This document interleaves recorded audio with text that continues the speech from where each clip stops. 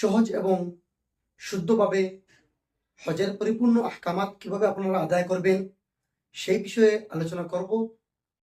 মিকাত থেকে ইহরাম পরিধান করার পর আপনি যখন হরমে প্রথম প্রবেশ করবেন তখন প্রথমেই আপনাকে উমরার তওয়াফ করতে হবে, তারপর সাই করবেন, তারপর হলক করবেন, তারপর আপনি ইহরাম খুলে নেবেন।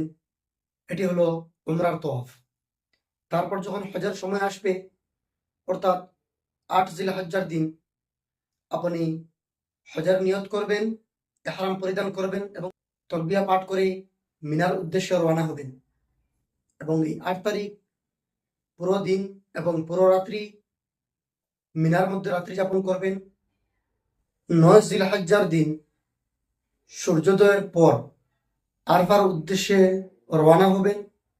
সেখানে গিয়ে জোহর এবং আসর একসাথে নামাজ পড়বেন, তারপর ওকুফে আরফা করবেন। সেখান থেকে মাগরিবের পর অর্থাৎ সূর্য অস্তের পর আরফা থেকে রওনা দিবেন মুজদলিফায়। মুজদলিফায় গিয়ে রাত্রি যাপন করবেন এবং সেখানে মাগরিব এবং আয়শা একসাথে নামাজ আদায় করবেন। ১০ জিলহজ্জার সূর্যোদয়ের পূর্ব পর্যন্ত সেখানে থাকবেন। সে মুজদলিফার ওকুফ শেষ হওয়ার সাথে সাথে অর্থাৎ সূর্য উদয়ের পূর্বে সেই স্থান ত্যাগ করতে হবে। ত্যাগ করে মিনার উদ্দেশ্যে রওনা হবেন। সেখানে গিয়ে বড় শয়তানকে প্রথমে কঙ্করি মারতে হবে ৭টি, তারপর দমে শুকুরের কুরবানি করবে।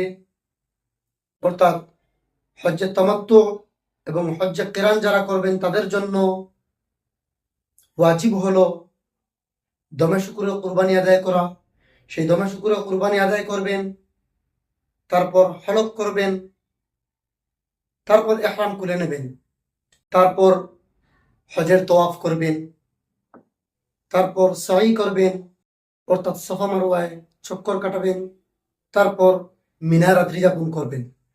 ১১ জিলহজ্জায় দ্বিপ্রহর থেকে নিয়ে পরের দিন সুবাহ সাদিকের পূর্ব পর্যন্ত প্রথমে ছোট শয়তানকে ৭টি কঙ্কর মারতে হবে, তারপর মধ্যম যে জামরাত আছে সেখানে ৭টি কঙ্কর মারতে হবে, তারপর বড় জামরাত অর্থাৎ বড় শয়তানকে আরো ৭টি কঙ্কর সেখানে মারতে হবে, তারপর মিনা রাত্রি যাপন করবেন।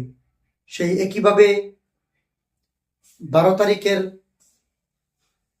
দ্বিপ্রহর থেকে নিয়ে পরের দিন অর্থাৎ ১৩ তারিখের সুবাহ সাদিকের পূর্ব পর্যন্ত আবার ১১ তারিখের মতো প্রথমে ছোট শয়তান, তারপর মধ্যম শয়তান, তারপর বড় শয়তানকে একাধারে ৭টি করে কঙ্কর মারতে হবে।